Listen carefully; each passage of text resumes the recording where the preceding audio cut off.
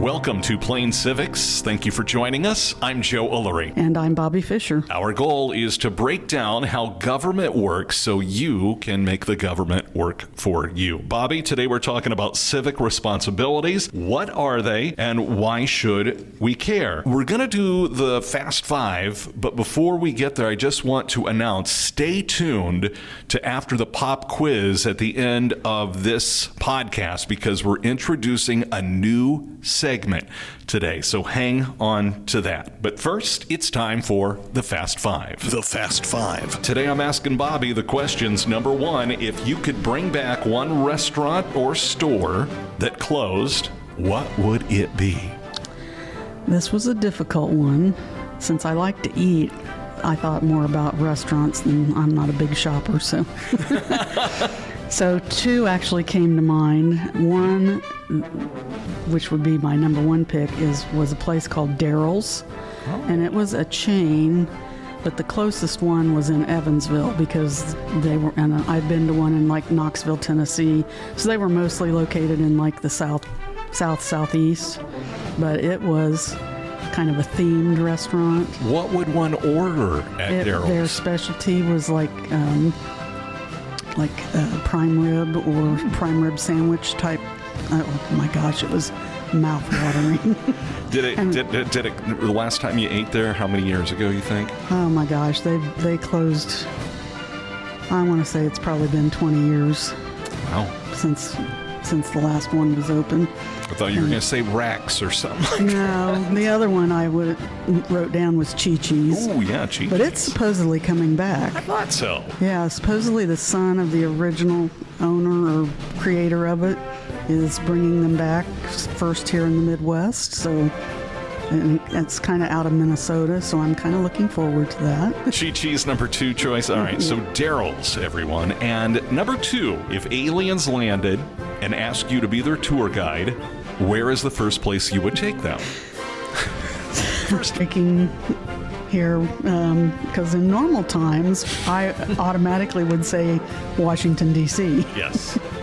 But we are not in normal times. Not. So, kind of, instead of that, I think I'd take them to Philadelphia to see the birthplace of our nation. So I'd take them to the sites like the Liberty Bell and Constitution Hall and so forth. Nice. If you woke up invisible tomorrow, what's the first thing you would do? This was hard. I'm sorry. I thought, okay. Why is he being so mean?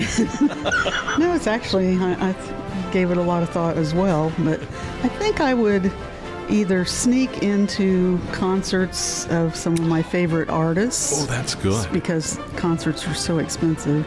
Although I have to admit, a lot of my favorite artists are too old to still be touring. These days, yeah. Or they're doing the small venues. And or I would sneak into any Fever or IU basketball game. I've been in Assembly Hall, but I've never been to a ball game, and being a huge IU fan. You could go into one of their huddles out on the floor. Yeah, that'd be cool. But I'd love to go to a Fever game too. Me too. But I want to go in Caitlin's place. Exactly. I was going to say, even though we've lost a few players recently, Caitlin's definitely a good time to go. All right, so here's an easy one, I think, for you. What's your go-to coffee or tea order? Is it in that glass right now? It is sitting right next to me right now. Starbucks iced shaken espresso with vanilla instead of classic syrup. And it actually replaced my original order, which was a 4-shot vanilla iced latte, because the price of shaken espresso is about $2.50 less. Yeah, this black and it's the same ingredients. Really? Yeah. This black tea was, I think, almost $5.50 or more. But it's worth it. Yeah. I'm treating myself. I always say I don't smoke and I don't drink. And this is my crutch. It's your vice. Yeah. Would you rather be able to speak every language or have the ability to play every instrument, and why so? I quickly decided to play every instrument, although I do wish I could speak one or two more languages, especially French, because I just think it's beautiful. But I would like to be able to play every instrument, and partly because I love music, and I already have a head start because I can already play a few. Exactly. Some better than others. You've got drums, right? Trumpet. Trumpet's my specialty. Piano some? I played flute. Flute. It was what I started on, was flute. So. And I have a guitar, but I just kind of pick around on it. And a piano, yeah. And I think music crosses the boundaries. Even if you can't speak the same language, music is sort of its own language. Yeah, definitely. I would agree with you on that. I would pick being able to play every instrument, and because it's cool, number one, and because number two, as you said, I already have a head start on learning some of those. Music, it's the universal language, right? I love it, yeah. So that's the Fast Five today. Bobbi, thank you for those answers. Again, remember, stick around. We got a new segment coming up later in the show, but right now it's time to get to work. Bobbi. And now our feature presentation. As you said, we're going to talk about civic responsibilities today and why we should care about them. What are they? Why should we care? I'm starting out with some rhetorical questions here. Why should I get involved? Why should I care? The politicians aren't going to listen to me anyway. I don't really understand how our government works, and I don't really want to get involved. My vote or involvement won't make a difference. These are all phrases that you may have heard over the course of your life. I know as a civics teacher, I have to admit that I've heard them more times than I'd like to admit. Yeah, I've heard somebody say, I've never voted in my life and have no intention of starting now. And I just I don't get stand there with my head, with my eyes in a trance. Right. I don't understand it, but you're right. We hear it a lot. And with school starting, I mean, it's started around here already, and I know some states, especially out east, don't start until after Labor Day. But with school starting this month, I thought this is a good time to refresh our listeners on why civic engagement and civic education are so important in our nation. Way back in our first couple of podcasts, we discussed the origins and importance of civic education in our nation and its history. Just as a reminder, the founders believed in the importance of education and felt that our great experiment in self-government would only successfully continue, and our nation could only create a more perfect union if people were educated in the principles behind how our government works. These are the principles of popular sovereignty, limited government, individual rights, and how to exercise those rights responsibly. In order to make sure young people learned these concepts early on, public education was developed way back in the early 1800s. So just as a short recap of episode 2, one of the leaders of the public education movement in the 1800s was Horace Mann, who is known as the father of American education. His idea was to have a shared school experience where all American children, regardless of their social status, would receive a free, quality, standard education that was intended first and foremost to develop citizens who grew up with the knowledge and the skills to engage in a democracy so that we could continue the grand American experiment of self-governance. That was his quote, the grand American experiment of self-governance. As I pointed out in podcast number 2, this original goal of our public education system has been unfortunately pushed to the margins, especially in the last couple of decades, by educational leaders, mainly because of pressure from business and other outside interests. Because of this pressure, civics education has often taken a backseat to math, science, and language arts. Like I used to tell my students, this is not good because not all students will be scientists or engineers or use algebra and chemistry, for example. Not that those aren't important, but all of the students will be citizens for the rest of their lives and should have the civics knowledge that will enable them to be educated and to be involved citizens. Can I jump in and say, Sure. I feel like, and you tell me, because you've lived it, I feel like if I go out on the street and try to talk to somebody about civics, more times than not, they have no idea what I'm talking about, and I feel like we're in a civics knowledge crisis. Yeah, I think a lot of people, because of the lack, maybe it's because of the lack of education about it, the first thing I think that comes to their mind is politics, and that's not really all it is. There are lots of other aspects, which we're going to talk about it, that go along with civics, not just politics or being a candidate for some office. Yeah, and I know this is coming up as well, but Indiana just has a pathetic number when it comes to turnout, and Exactly. we'll get to that. In episode 2, I also cited some concerning statistics showing the relationship between the decline in civics education and our deteriorating political environment and voter turnout. Just as a reminder, less than 64% of eligible voters in the United States voted in the last presidential election, and in Indiana it was under 59%. So as you were just saying, we're worse than even the national average. So this is despite the fact that it is much easier to vote today than it was even 10 years ago. So how can we fix this? One way is to demand more civic education in our schools, which 97% of Americans want. I can't imagine anything polling at 97%. Right. And the sad thing is Congress and the states have continued to take away funding for civics education. So that's the first thing. We need to have more civic education, demand it. 2, we must continue to educate citizens in other ways about what their duties are as a citizen and how to fulfill these duties. Information is important. And with this podcast, we're trying to help fulfill that second means of fixing the lack of civics education by educating anyone who wants to listen. So, what are your duties and responsibilities as a United States citizen? As a citizen, you have the duty or are required by law to obey the laws, to pay taxes, register with Selective Service if you're a male at age 18, and serve on a jury if called to do so. These duties are required by law. There are also certain responsibilities that are expected of U.S. citizens, but not required by law. As a citizen, you are encouraged to vote in elections, and as we just noted, sadly, not enough of eligible people do that. You are encouraged to stay informed about current events and political issues, participate in civic activities, respect the rights and opinions of others, and be actively involved in your community. These duties and responsibilities are required to make sure that society runs smoothly, the nation functions effectively, and the democratic ideals of our nation are preserved. Many experts and political activists say that active citizenship is the key to preserving our democratic republic. I'm hoping we can get through to folks, to shake them, to awake them, to realize, hey, we all need to be involved in this And to keep it healthy. It doesn't have to take a lot of time. No, because there's convenience that is built in, at least for now. Right. So let's look individually at the duties that I mentioned just before this. Remember that a duty is a requirement based on a law. As citizens, we have a social contract with the government to obey laws, and in return, the government offers us protection of other rights and maintains the social order. So by obeying laws, we are helping the government maintain order and safety, and the government is providing protection for us against people who might disobey the laws. Paying taxes is required to help the government maintain the protection it provides for us and to pay for services that help us in other ways. Registering for Selective Service is required by law for males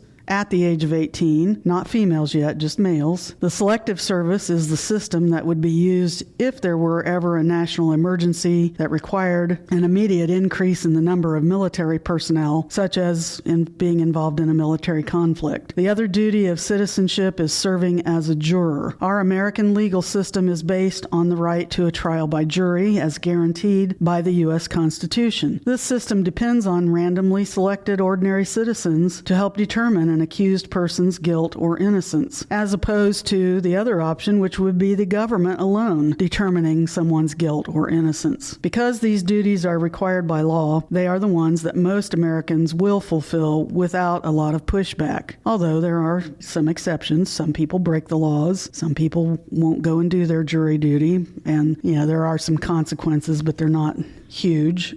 But most people do fulfill these required duties. It's the responsibilities that aren't required by law where we run into the most problems in the United States because there are no personal consequences for not fulfilling these duties, as people are not fined or punished for not doing them. Sadly, many people do not understand that by not fulfilling these responsibilities, they're giving up any power they have to guide the policies that govern us. And I think that that is what allows extremism to flourish on either side, is the folks in the middle that just don't choose to participate. Right. It does definitely have an effect. In the 2024 presidential election, only 73.6%, or about 174 million people of citizen voting age population, were registered to vote, and only 65.3%, or 154 million people, voted according to new voting and registration tables released by the U.S. Census Bureau in April of this year, 2025. And that came from the 2024 Current Population Survey, or CPS,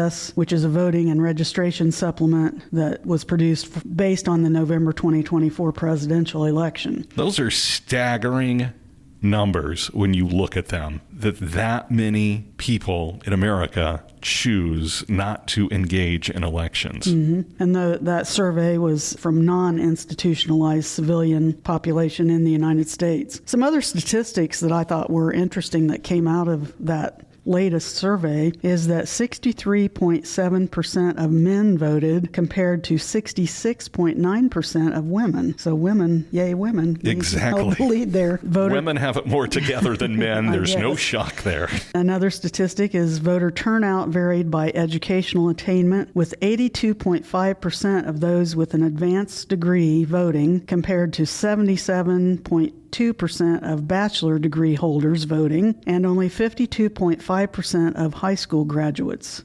Wow. And I know we'll talk about that more in a second, but it'll be interesting to get the thought process behind why those numbers are. And then finally, and voting methods also varied. 39.6% of people voted in person on Election Day, 30.7% voted in person before Election Day, and 29% voted by mail. So why aren't 100% of eligible Americans registered to vote in the United States? Why is the voter turnout percentage of eligible voters with college degrees 25 to 30% higher than those with a high school diploma or less? And we're going to look at some of the answers to that. Some reasons why Americans aren't registered to vote could be categorized as structural and legal barriers, or to break that down more simply, many states require voters to register a set number of days before an election, which can be missed due to forgetfulness or simply being too busy. Seems that states with same-day registration tend to have higher voter turnout. The registration process itself can be confusing and burdensome, particularly for young people who maybe move around a lot and don't remember to update their registration. Some states have implemented restrictions on voter registration drives, hindering efforts to register new voters. And finally, some states bar individuals with felony convictions from voting at all, a practice that disproportionately affects certain racial groups. You brought up felony convictions can prevent you from voting, but can a felon, if I'm convicted of a felony, does that rule me out from running for mayor or state rep or a state senator, U.S. senator, president? So here's what I found about that, because I wasn't actually sure of the answer. A convicted felon can run for political office in the United States,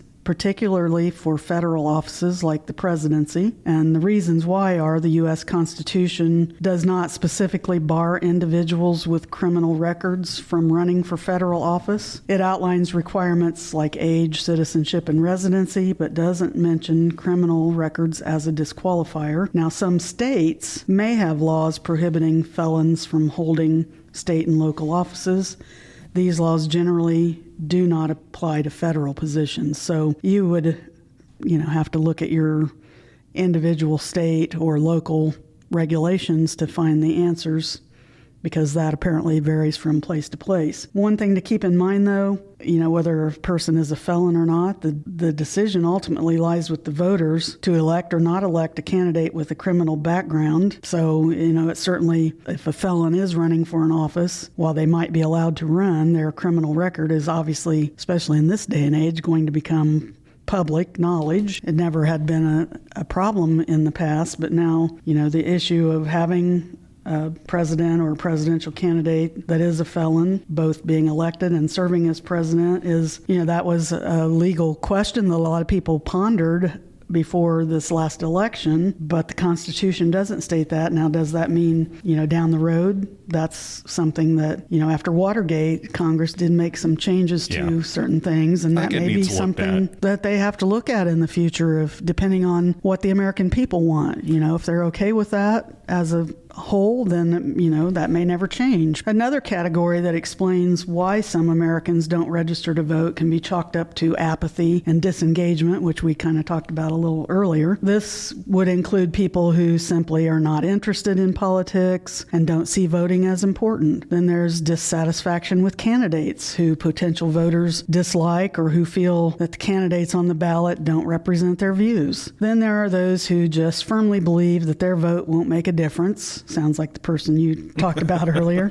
Their vote won't make a difference, and the whole political system is just corrupt, so why should they bother? They have no motivation to register or to vote. Some people just feel that they don't know enough about the issues or the candidates to make an informed decision, so why register? And apparently that means that they also maybe don't really care that much, or they would become more in tune with what's going on. I mean, there's more than an election every 4 years. The 4-year elections tend to get the higher turnout. Those in between even get a less of a voter turnout. Right. But you would think, I'm sorry, I will just say this, if folks want to be upset with me, I'm okay with this. But if you don't feel that you have enough information to vote in a presidential election, dude, that's on you. It's not that hard to get a little bit of information. It's available from so many different resources. If you're underinformed, maybe step outside your box and ask folks, talk to people, ask your neighbors, get involved, get engaged, because there's no reason to not have enough knowledge to vote. That's unacceptable to me.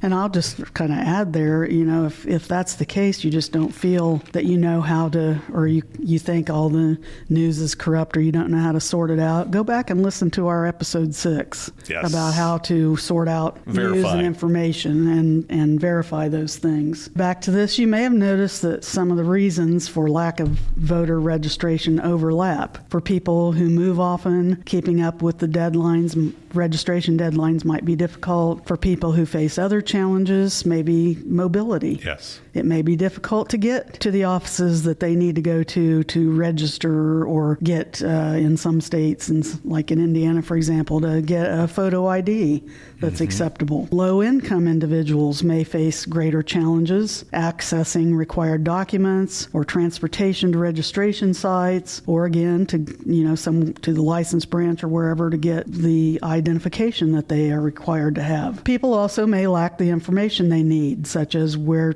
they need to go to register and to vote. Some may be completely intimidated by the process because they lack the information they need. For many, several of these barriers to being registered to vote exist. So what's the answer to these barriers? The first thing that needs to happen is for states to quit making the process for registering to vote more difficult. 100%. Stop making it harder when it can be easier. Years of struggle to expand voting rights for all finally came to fruition on August 6th, 1965. Yes, 60 years ago. Also this month, the 19th Amendment passed, which allowed women the right to vote back in 1919. Wow. But in 1965, President Lyndon Johnson signed the Voting Rights Act of 1965, and that did away with a lot of the barriers that especially African American citizens still faced even after, the Civil War was over, that would prevent them from voting. But now we see some states trying to make the act of voting more difficult again, enacting things like having to show a photo ID to vote, or making the registration process overly complicated and limiting. 60 years ago, this was something super important to us, and our president signed it into law to make things easier. And I question, why would anyone who's been elected want to make it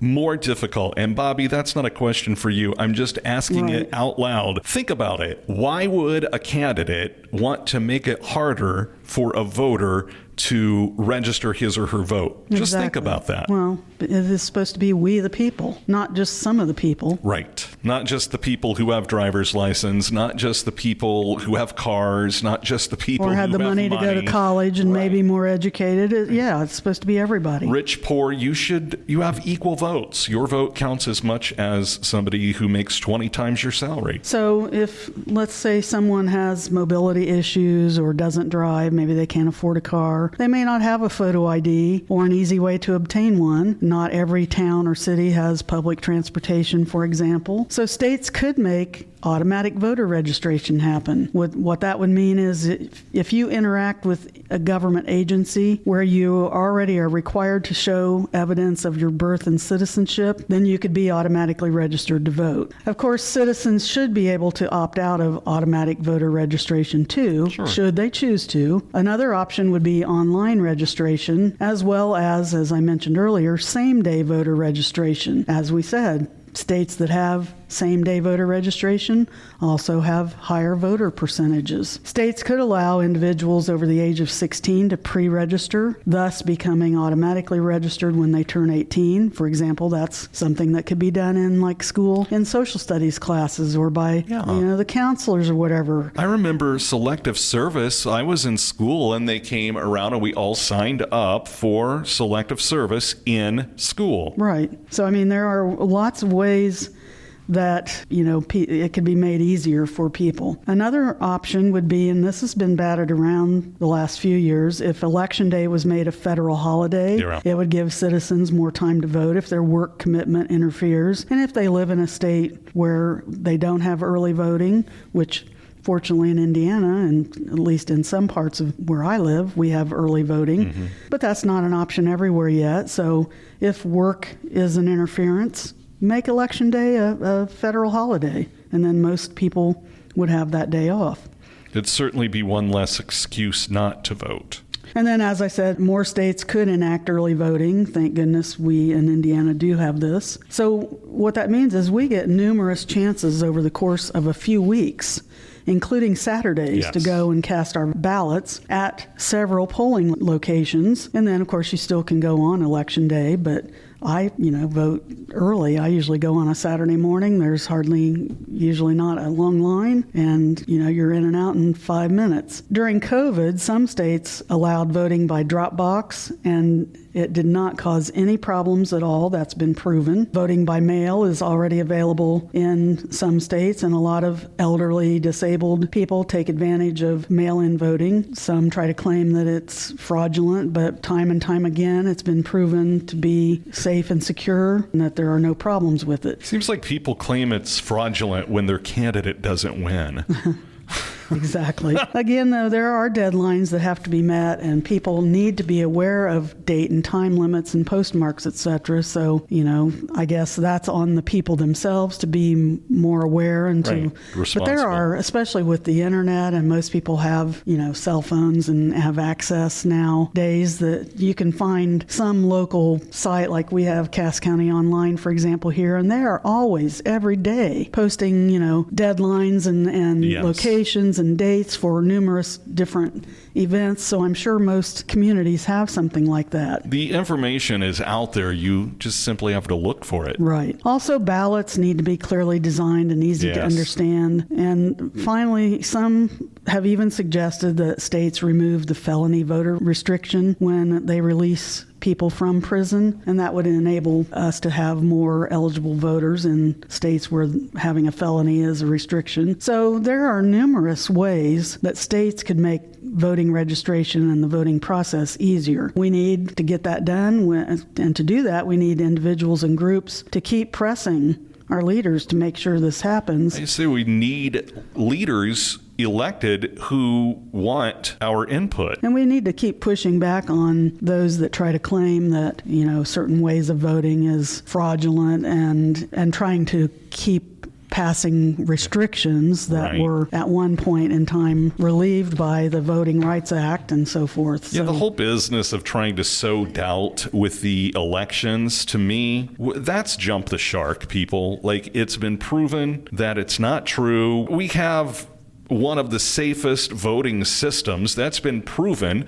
And I will add that claims that the machines were corrupt or whatever, that's all been adjudicated, and millions of dollars were paid out for those false claims. Weren't there like 60-some lawsuits after the 2020 election trying to claim that, voting machines and that there was illegal voting and all that? And yes, they were all nearly proved. Every single one was slapped down by the courts. And proved to be non-existent fraud. Right. And we aren't being political. I will say that. We are not being political That's a by fact. talking You can about look it these up. things. They are absolute facts. And you can do, as we said in that episode, fact check us. Right. Fact check us. Right. So how do we fix the other problems of voter apathy, disengagement, and ignorance? I think this is a more difficult problem. We briefly talked about voter apathy and the reasons for low voting percentages, not only earlier in this episode, but in some of our earlier episodes. So how do we make people care about voting and sustaining our democratic republic? As I mentioned earlier, making the process of voter registration and voting easier would probably help solve some of the apathy and disengagement issues, if either of those figure in to why a person's not voting. Beyond that, we need to boost civic education in schools, 100%. starting at a young age, Yes. and continuing throughout the course of a K-12 education. When I retired from teaching 10 years ago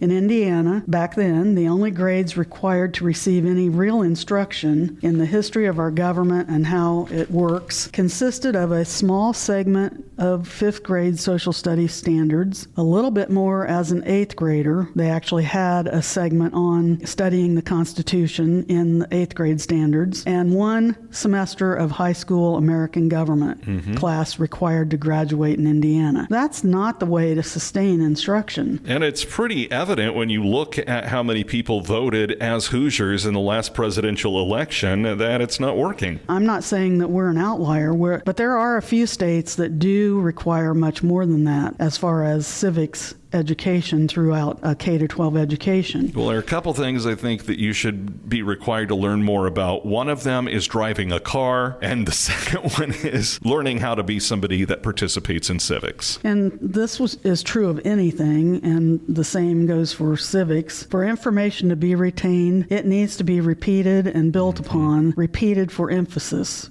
You have to go over it and build on it and keep continuing to teach it. So requiring more civics instruction should help. Also, students need to be taught critical thinking and media literacy skills to learn how to evaluate information and identify bias. And again, that kind of goes back to our episode 6 where we talked about those things. But that should be being taught in school as well. And we see kind of a war against some of that. Yes. In the last few years about, trying to, we don't want kids to think by, Only, we want kids to think, but only like us. Right. Right. And that bias needs to be taken out of it. As we discussed in episode 6, all people should learn how to sift through all the information that's coming at us 24/7. Right. And it's coming at us like a fire hose shooting water. And they should be able to identify legitimate sources of information, and that should be taught in school as well. Yes. In schools, students can incorporate experiential learning to make civic engagement tangible. Let them see how the local governance works.